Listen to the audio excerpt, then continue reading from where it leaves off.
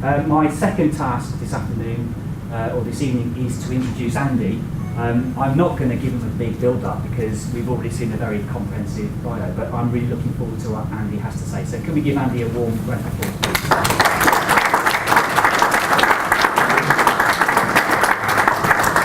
Thank you, Ian, for that rousing introduction. So I've actually been working in what we now call the Internet of Things for quite a long time, actually 18 years. It's been called all sorts of things along the way: SCADA systems, pervasive computing, machine-to-machine, ubiquitous computing.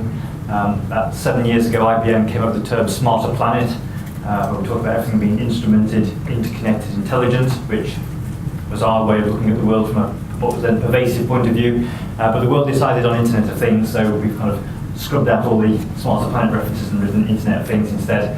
And 2 years ago, IBM created its own Internet division, so its own operating division, just specifically focused on IoT.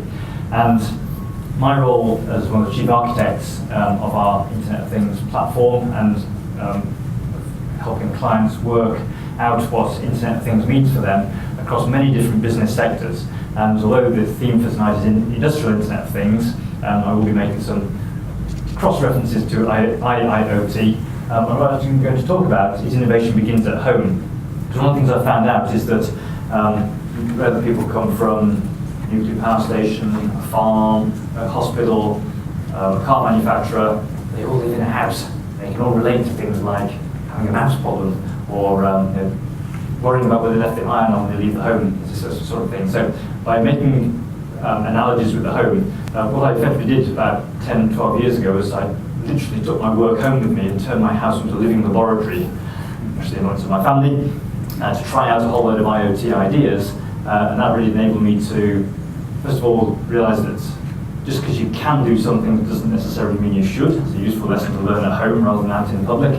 And also to really have a set of really good stories that we can talk to bring IoT to life for people.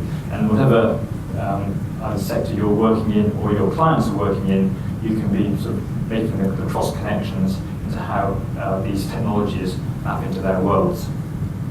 I'm sure there'll be a chance for questions afterwards. I've only got 20 minutes, so I'll just stop recording. But I will be around for the whole evening, so I'm more than happy to have debates afterwards. So about 12 years ago, I started monitoring how much power my house uses, just because it's an interesting thing to do. And you couldn't buy an energy monitor then, so I had to build my own, so I did that over there. And I put the live readings from my energy meter onto the internet. Those of you who are involved in smart metering now will recognise graphs like this. If you've been doing this for a while and sort of sad and geeky like me, then you'll recognise that that's the fridge, that's the shower, those two are the kettle, that double spike there's a dishwasher. Each different appliance has its own unique profile, and I'm getting quite good at identifying those. Getting the computer to identify those unambiguously is actually quite hard, particularly around this sort of time of day when there's a whole bunch of things on all trusting for a contribution to the graph. It's very difficult to work out which one's which. Now, my family weren't as into these graphs as I was, which is a shame really, because as far as I'm concerned, they're sort of 3/4 of the problem. So I invented this ambient device. It's a glass ball about so big with red, green, and blue LEDs inside that can be turned on in any combination. So this thing can actually glow any colour of the rainbow. It's called an ambient orb. And it's tuned into the energy use of the house. So when it's green, we're not using very much. If it's amber, we're using in the middle. And if it's red and flashing, it's really high.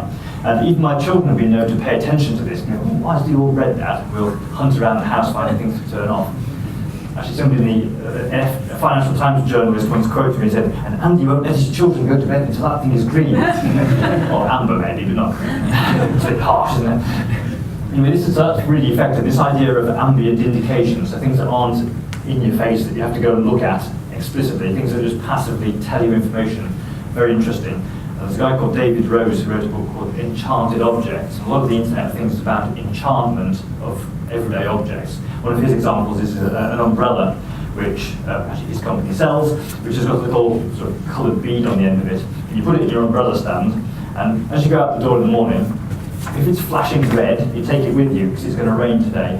If it's not, you leave it at home because it's not going to rain today. So basically the brolly goes online to the weather company, checks the weather forecast. If it's going to rain somewhere between where you are and when you work today, it'll flash red. Fantastically easy, and of course then the brolly's there to protect you from the rain. So this idea of enchanting an object through network connectivity and having a little processor inside it is really core to that idea.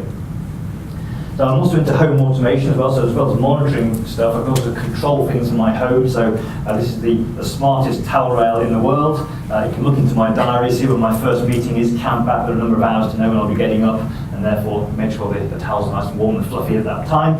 If it's a weekend or I'm away or something, then it comes on at a different time or doesn't come on at all, and that saves me energy, which is really cool.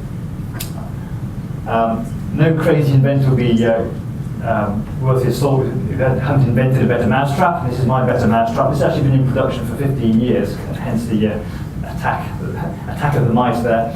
So this is actually a remote asset monitoring system. So if you've got remote assets which won't necessarily be IoT enabled, yep, we've all got some of those, like a common garden mousetrap, then adding a small amount of electronics to it with a little computer means it's connected to the internet. This gathers data. When the mousetrap triggers, it breaks the circuit, generates a message called a mouse event. Also, yeah, that's pretty good. I wasn't expecting geeky laughter. Is that an electric chair? No, it could be. This little smiley mouse here saying ready for action turns into a picture of a gravestone. It says mousetrap over your bedroom went off. So my son has a dashboard on his computer that turn these little green lights turn red, so he knows how many body bags and bits of cheese to take up the final something else at home. This has been in production for 15 years. It's caught dozens and dozens of mice. We're now getting towards the autumn where the mice start heading back in for the winter, so I'll be brushing this up. Each year I kind of go through an iteration of technology. This was the wired version. We've gone through wireless, where I have to go and change the AA batteries every day. Now we're looking at technologies like LoRa, which is long-range, low-power radio. The battery should last for 10 years, so that'll be this winter's stunt, is the LoRa connected mousetrap, so look out for tweets on that. But installing and running something like this teaches you an awful lot about asset management systems and how Internet of Things actually works really out in the wild. I mentioned this idea of the 3 I's that IBM came up with for Smarter Planet: instrumented, interconnected, intelligent. And that's a really useful way of looking at the world. So the instrumentation is putting sensors on things. The interconnected bit, obviously, is connecting those sensors to the cloud, so you can send data to the back-end systems. But the thing that's really become apparent to us is that those first 2 are really just the entry stakes, the table stakes for getting into the Internet of Things game. The intelligent part is what's important, and I increasingly believe it's all about the data. In fact, when I type this slide, the muscle memory in my fingers actually typed IoT is all about the data, because I type the word IoT so often. But that's it, IoT is all about the data. So it's not the data, where it comes from, how big it is, how small it is. It's what you do with that data that's important, and the actionable insights that you derive from the data. You turn data into information, into knowledge, into insights about the world around us to tell us what should we do as a consequence of what those sensors are telling us. And the action might be to send a signal to us, an actuator, to actually turn something off, on, turn a knob down or something, turn the thermostat down, make a pump run faster. Or it might be to generate a work order in your back office system, it might be to send a text to somebody, it might be to flash a red light. Whatever those actions are, whatever the right thing to do is to tell somebody something's happening. And a lot of the work we're doing with our clients now is to do with, effectively it's in industrial IoT, but it's across a whole range of different business sectors. And people are beginning to get these embedded sensors, which increasingly people are putting into devices at manufacture time, on the production line. And then the whole thing about getting those sensors connected to the internet and doing the analytics on it is often driven by the life cycle of that device. So if it's so we're working with a company called Kona, which make lifts and escalators. If you get in a lift, look down, it'll either say Otis, Kona, or Schindler, pretty much. Those are the big 3. And obviously Kona wants their lifts to stay running. They don't want you to be stranded in them, and they don't like to have the thing lift out of order. That's pretty bad as well. So by monitoring what the lifts do and how much current the motors make, how long it takes the doors to close, a whole bunch of different parameters, they can actually tell which ones are behaving differently from the other ones.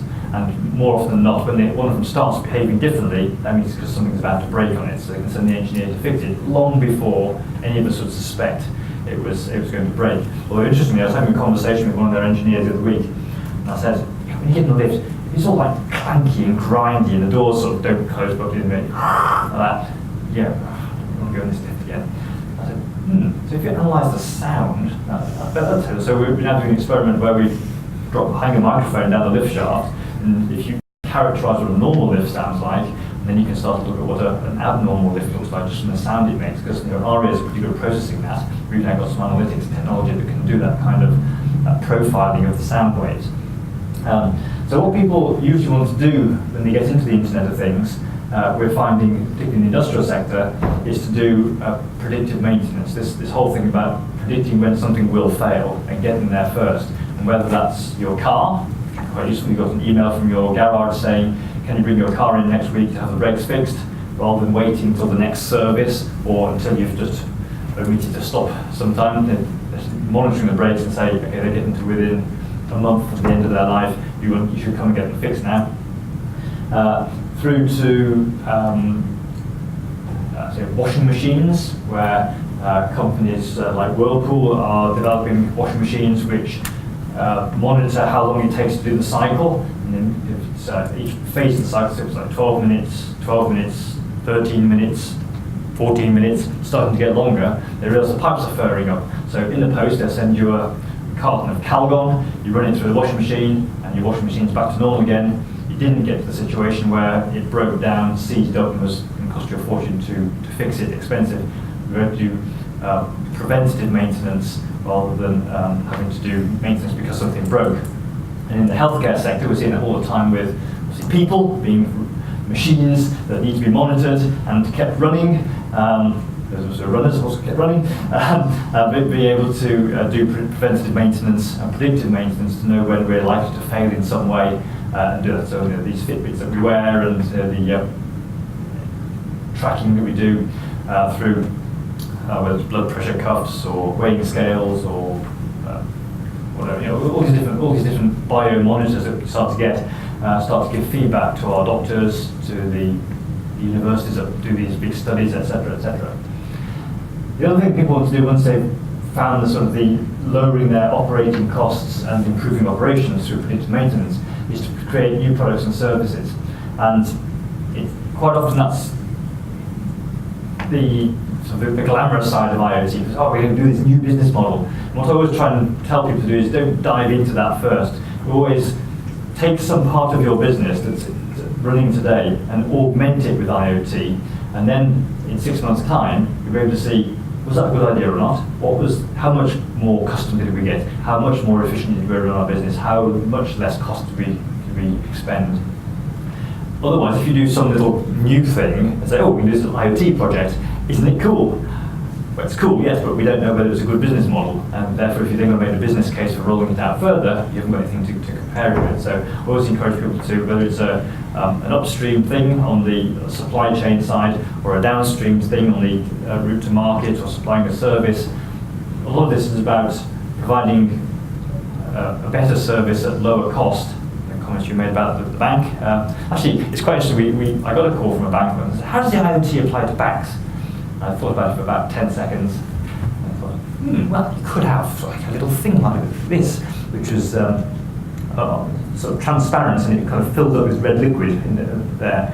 And the amount that was in it was represented your bank account. So when it was right down here, it was low. When it was right up here, when you got paid, it's full. And you just glance at it and you go, ooh, that's how much money I've got roughly. How glass half empty with the red end. And I thought, that'd be really cool. And they go, wow, that's amazing. How do you come up with that? Well, I just thought about it for 10 seconds.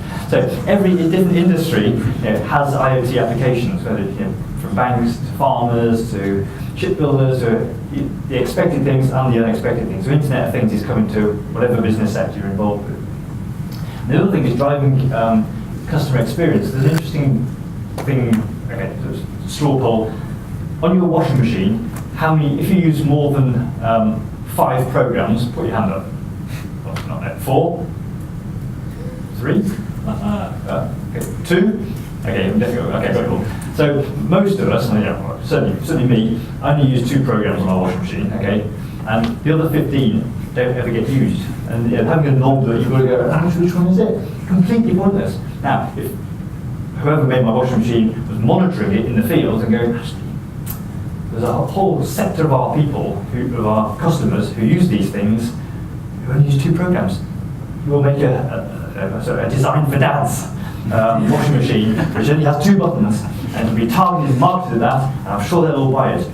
So it's that feedback from the field that's even that going back to the design process. Normally, when a washing machine rolls off the production line, if a washing machine read anything that's made, that's the last they see of it. It goes to a distribution warehouse, it goes to retailers. Unless somebody fills in the warranty card and sends it back, they have no idea where they are even. With IoT sensors, they not only know, they may know where they are if they send the card back, but they know how they're being used. So as well as offering predictive maintenance and clean clothes as a service, a washing machine that never breaks down, it just keeps going, even sends you washing powder automatically because it's counting how many cycles you've done and therefore knows pretty much when the washing powder is going to run out. You don't even need an Amazon Dash to press the button. The washing machine can do that for you. So that sort of closes the loop then with the design process and feeding it back into manufacturing. So a lot of these things, people are asking us, how much more revenue can I generate from my current assets? How do I prove that the building is meeting its energy targets? How can I make sense of this historical SCADA data? How can I reduce downtime on a production line? It's a very important thing. So we've been working with some what I term cognitive manufacturing, which is monitoring and optimizing production manufacturing lines, so that when they have the maintenance window, not only do the scheduled maintenance, they also do the little list of things that the computer comes up with. It says, you also want to repair these things as well. They don't look broken, but they're going to interrupt the batch process in the next 24 hours. So you fix those things, and then the production line can run continuously for its generation cycle and not be caught out. Because the problem with production lines is that all the machines have to work at the same time. You can't limp on with one of the robots because it broke down. That'll stop the production line. And that's tens, hundreds, thousands, depends what you're making, of dollars a minute. And overall, that obviously impacts your cycle time and the productivity of the factory. So if you can keep the production lines running when they're supposed to be running, that's a really good thing. And also taking a holistic view of not only the production line, but also where the raw materials are coming from, the upstream supply chain, and then down into the distribution to optimize the whole end-to-end system rather than just the bit in the middle, which is the production line itself. So what people want to do is rapidly and securely connect their devices, and as I said, that's becoming sort of, that's, tick, done that. Then optimizing their operations, doing predictive maintenance, and that very often justifies that one thing alone, optimizing operations, can justify the expense of the cost of an IoT implementation on its own. And then everything else becomes icing on the cake in terms of enabling new business models and engaging with clients, improving customer satisfaction, creating new markets in different ways. I talked about the Kona and the escalators and lifts. Whirlpools I've been mentioning, so these are two of our big clients. Can't help but mention the IBM IoT platform, which is where you connect all your things to at massive scale and very low cost. And the key point is that it's up here where the fun happens. Okay, this bit is all just kind of getting the data in there. It's obviously secure by design, but it's the analytics where turning that data into actionable insights comes along. And that's part of our Bluemix platform, and this is what I spend my time getting customers connected to. Oops, wrong button. What we're finding is, I mentioned cognitive manufacturing just now, this term cognitive is worth just dwelling on for a moment. What we're used to is numbers. Okay, sensors produce numbers like 13 degrees, 14 degrees, 500 RPM, etc. What we're increasingly finding is that data, that sort of source of data, becoming richer. So we're getting things like natural language, people wanting to talk to computers or analyze the speech of what people are saying. We're seeing video and audio and video and image analytics. So we're doing some work with people on the production line, taking a photo of the thing that was made, very quickly checking it for scratches, and by the time it gets down to here, a little paddle thing goes whoop, and pushes it into the bin if it's got a scratch on it, if not, it carries on to the next thing. And that's all completely automated at that line speed. And a lot of this stuff is about machine learning. So the analytics comes in a sliding scale of very simple statistics. Often you get a lot of insight from just max, min, average type boring statistics, as we might say, but you get a lot of insight from that. But if you then go to the other end of the spectrum where you're not telling the computer what to look for, but the computer makes a hypothesis. It goes, okay, of those 100 things I'm monitoring, those two are behaving differently from those 98. Go take a look. Yeah, you're right. It's a lift with a bit of chewing gum stuck in the door. Yeah, quite right. So you put in the thing, okay, bit of chewing gum stuck in door. So next time that pattern of data comes out on any of the other ones, it goes, that's a bit of chewing gum stuck in the door on that one. So it appears to have learned what's wrong with that, and the workforce can then be pinpoint focused as to what to go and look for. So this cognitive analytics is really sort of thinking like humans do, observing, looking at rich data, looking at complex data, making an assertion, making a hypothesis about what it is, testing that hypothesis, and then learning from that and going around the loop again. And as I mentioned, across many different industries, and there's only a subset of them written there, but every week I'm getting calls from people who want to understand what is the IoT. I've read about it in the Daily Mail, and even they're talking about it now, so what is it? I better find out about it. How does it affect my industry? And I want to get ahead because I'm really worried that my competitor is going to work it out first and take that section of the market out from under my feet because they've worked it out. And very often we'll have introductory workshops where we get Raspberry Pis and Arduinos and little devices, get them linked up to the Internet of Things, get a little LED flashing. The delight on people's faces when they get an LED flashing. It's like, even seasoned software engineers get, kids at Christmas can get an LED flashing. Amazing. But that starts to open your mind to the art of the possible for IoT. And that's really what it's all about. It's just going, okay, what things around us could we apply IoT to? And having those internal evangelists makes all the difference. Because I could wander around going, oh, you can do this, this, this, and this. You can make your little Metro Bank thing fill up with tell you how much bank money you got. But if your employees are finding that out and going, oh, we can do this really cool thing, then that's where the spark of innovation comes. That's where the excitement of IoT happens. One more example I just want to quickly talk about. This is something which stemmed from my background in home energy monitoring, so the experiments I was doing at home actually turned into a commercial solution now. And I just want to kind of explain that journey just to see how it happened. So a few years ago, I was working with some people on the Isle of Wight in a village called Chale, or Chale Community Project, originally named. This is just around the corner from where I live. So there's a small social housing estate, and people there are not very well off. A lot of them are in energy poverty, which means they're living more than 10% of their household income is spent on energy. There's no gas on this side of the island, it's all electric heating, so they had night storage heaters and fan heaters and stuff, and a lot of really sort of sad stories of people huddled in coats around their one storage heater because they couldn't afford to heat the bedrooms and stuff. Really quite sad stories. And somebody had this bright idea that if we could reduce their energy bills, then they'd have more money to spend on other things. And they'd have a warm house as well. So that was kind of the working hypothesis. So with some government grant money and a huge investment from the housing association that owns them, they retrofitted the houses with air source heat pumps, double glazing, insulation and solar panels. Of course the solar panels produce electricity when the sun's shining and not when they don't. And if you use that electricity while the sun's shining, then it's free for you to use.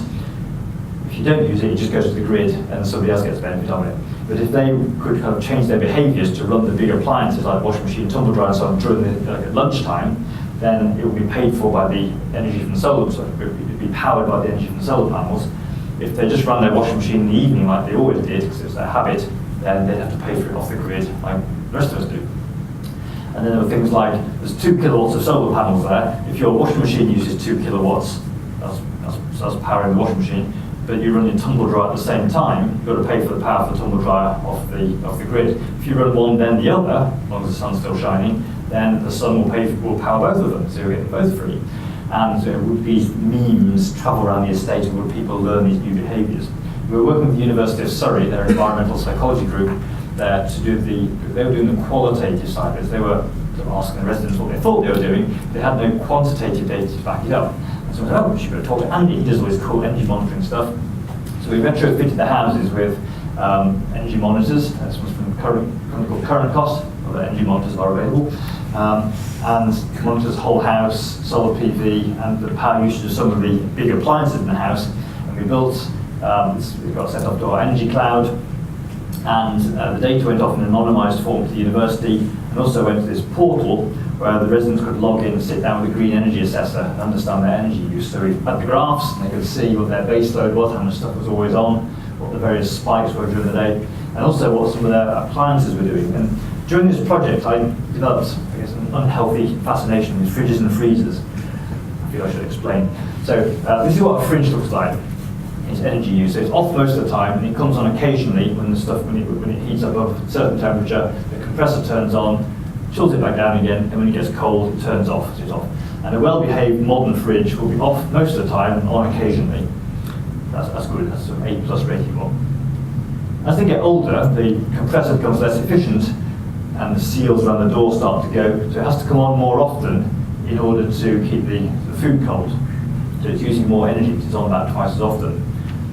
In extremis, they're on most of the time and off occasionally. This is one of my colleagues' garage freezers, and it's costing him about £190 a year in electricity. And I couldn't believe this. I said, like, it's going to cost you 190 quid over the next 12 months. You get encouraged now, it'll cost you 90 quid to buy a new one. So the ROI is less than 6 months. A year later, he's still got this damn thing. I can't believe it.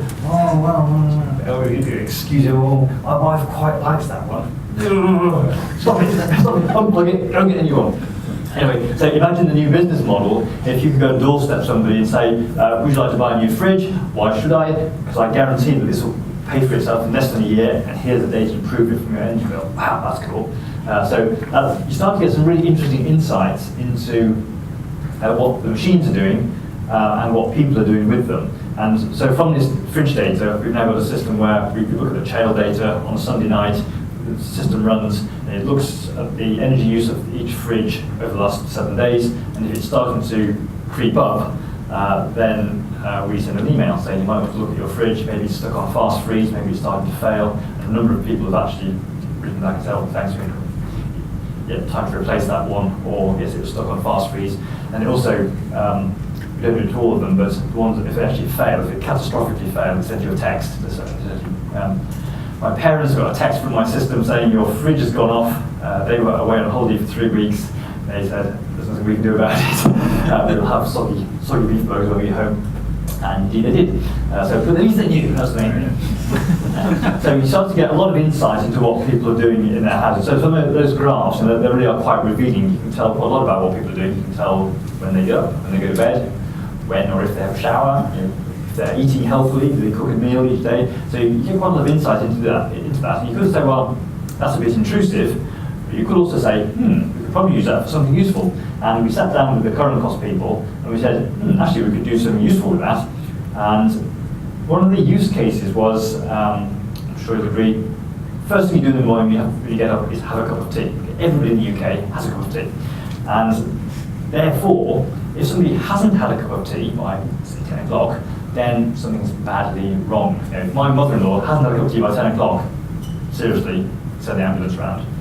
And that's indeed what done. So the current care system monitors things like energy use of particular appliances, like the kettle. It monitors the temperature in the room. It monitors whether the door's open or not. It measures the pressure pad to see if they've gone into a particular room or maybe fallen out of bed or something. Movement detector. There's even a toilet flush sensor, which there's a little float switch in the toilet. So if you don't have a cup of tea, in fact you go to the toilet here. One or the other will get you. So we know you're up and about and alive. And so what basically happens is that data flows into the IBM cloud. There's a little rules-based system which says you can configure for any sensor if it has or hasn't happened by a certain time, send a text or a tweet or an email to this person. And different people can get alerts at different times. So for example, if my mother-in-law hasn't had a cup of tea by 10 o'clock, then my wife gets a text saying, Mum hasn't had a cup of tea yet.